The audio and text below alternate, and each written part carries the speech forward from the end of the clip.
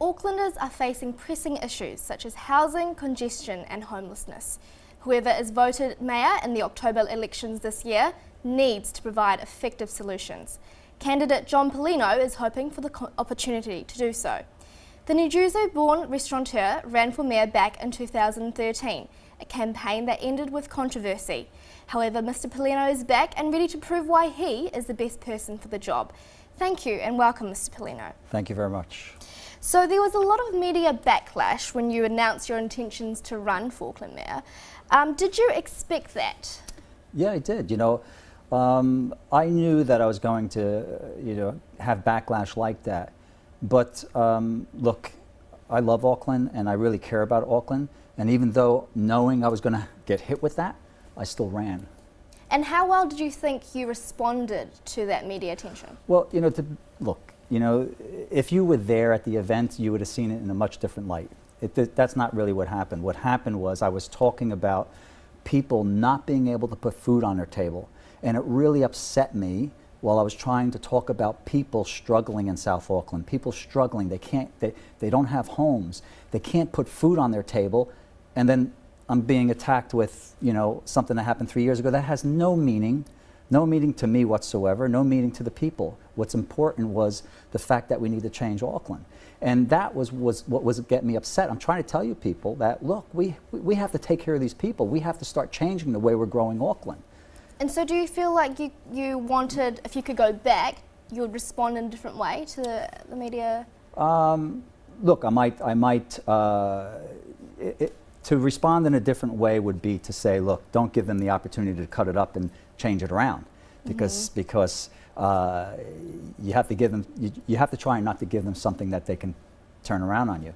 But that's not what it was about. It was about me talking about the people. I was getting very upset and very passionate about people. My cafe, which is down in Takanini, is right on that park, Pullman Park, where the homeless are. So I've been seeing that for a long time. We've gone out there and we've done things to try and help. Yet they're more concerned about what happened to the mayor, 3 years ago than what's really important today, and something that I had nothing to do with. And so speaking of the media, there's been a lot of discussion recently about the housing affordability. And it's also something you highlight in your book, A Vision for Auckland. That's right. So one of your solutions is to intensify housing around existing transport routes. Can you give me a concrete example about how you would go about this? Well, we're at the moment, we're filling in suburbs. We're building houses behind houses. And the reason why it's getting worse and worse is that when you put 1,000 people into a suburb, 900 of those people are not using the public transportation to get to the city, because only around 10% actually work in the city.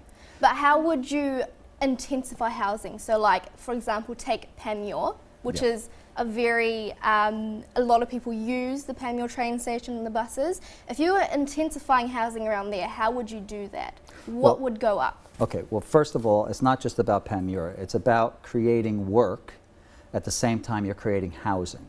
So this is what I was trying to say in the suburbs. When you have that many people move into a suburb, there's no value in them creating businesses. Do you know that 95% of all businesses in New Zealand are created by the people? They're small businesses.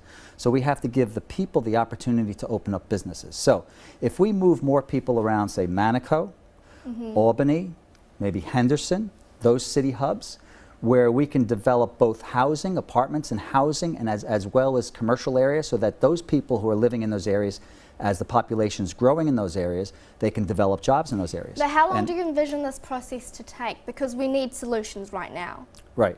We need to open, in my book, I talk about opening up the metropolitan urban limit. Now all of a sudden, that's something that I've been campaigning on for years, about building these CBD areas separate from the existing CBD, and about opening up the metropolitan urban limit so that we can build. Now if we are able to open up that boundary and we take an area that we can put over a 10-year period 300,000 people, so we have a plan, and we give sections to developers so that they can build those areas, and a commercial area. We are now putting people where they live and where they work, because the people are going to create jobs. You're going to have doctors open up doctors' offices, lawyers, restaurants, theaters, hair salons, nail salons. you talked about homelessness before. Yeah. So, and this is a very pressing issue with reports of people living in garages That's and right. cars. So what are some immediate plans that you would put in to solve this? Well, this is why National is now jumping on board, and Labor had jumped on board last week. Those are my policies that they've actually just showed that is going to work. Now, by opening up the metropolitan urban limit, you know, the difference in land price is like 10 times. You have a property on this side of the metropolitan urban limit, it's worth 500,000 or 600,000, and on this side is 50,000. So right off the bat, if we build homes here, we can sell them for about 300 to 350,000. Now, what the unitary plan is doing right now is continuously trying to infill the suburbs around the CBD. That is pushing the prices up, and it's pushing the people who can't afford it further and further and further away from the CBD. But what are you going to be doing about homelessness? Well, this is what I'm trying to say. So when you're pushing people further and further and further away from the CBD, they're being pushed further and further away from jobs. They can't get the jobs. They can't work because now they're an hour and a half away from the city. So it takes them a good hour and a half to actually get to the city. Then it takes $20 in fees every day. They have to work 2 hours for free to even actually go to work. And now they're being paid for 5.5 hours, and it's taken them 11 hours. So the council has pushed them away. So what we have to do is we have to build businesses and jobs in the areas where people are living. So that's what you want to do. You want to build. That's why we need to build Manico up. We need to build Albany up, Henderson up, and a new city in South Auckland, because that's where the people, the poor people, had to move away to. That's where they had to go to. You know, when I put an ad in the paper for my restaurant, I have 100 people show up for the job.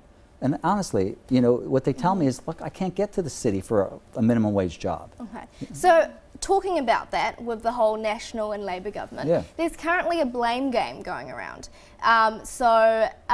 Who do you think is at fault, council or central government, for the housing crisis? It's council. It's 100% council. Their ideological way of building is totally wrong. You know that they get planners down from the states every month.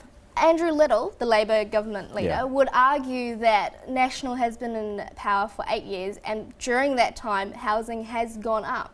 So what would you say to that?